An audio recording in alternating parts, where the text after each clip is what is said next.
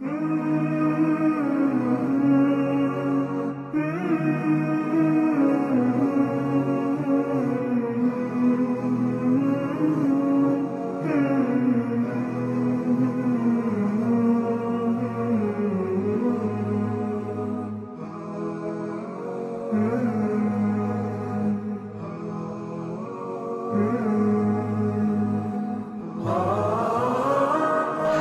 عمر رضوان الله عليه الفاروق رضوان الله عليه يؤدب نفسه بأدب الدين ويخشى على نفسه النفاق. يذهب إلى صاحب السر إلى حذيفة بن اليمان يقول له: يا حذيفة، نشدتك الله، يعني حلفتك بالله العلي الأعلى بذي القوى والقدر بذي الجلال، أذكرني النبي صلى الله عليه وسلم في من ذكر.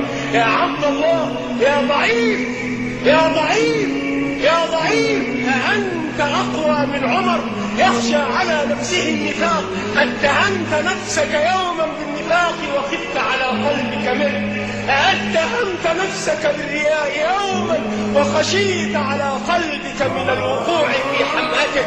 أتهمت نفسك يوما بأنك تعمل لغير الله رب العالمين وخشيت من مضبة ذلك وعاقبته؟ عمر في جلالته وفي عظيم منزلته عند الله رب العالمين يذهب إلى صاحب السر حذيفة، وكان النبي صلى الله عليه وسلم قد أعلمه بأسماء المنافقين، يقول: نشدتك الله يا حذيفة، أذكرني رسول الله صلى الله عليه وسلم في من ذكر؟ يعني أنا منافق ذكرني النبي صلى الله عليه وسلم في المنافقين. فيقول حذيفة: اللهم لا ولا أزكي أحدا بعدك أبدا، رضوان الله عليهم جميعا. يا ضعيف، اتق الله رب العالمين في ضعف قلبك. يا ضعيف، اتق الله رب العالمين في منفك عزيمتك. يا ضعيف، اسأل الله رب العالمين أن يقوي إيمانك. يا ضعيف، اسأل الله جل وعلا أن يثبت أركانك.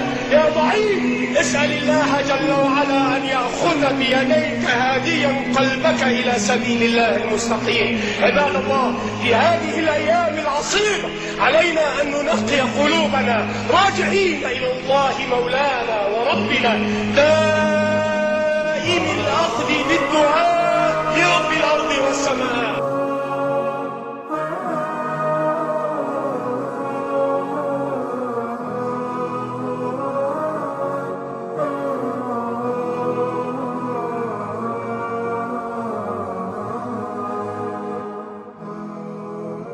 Ah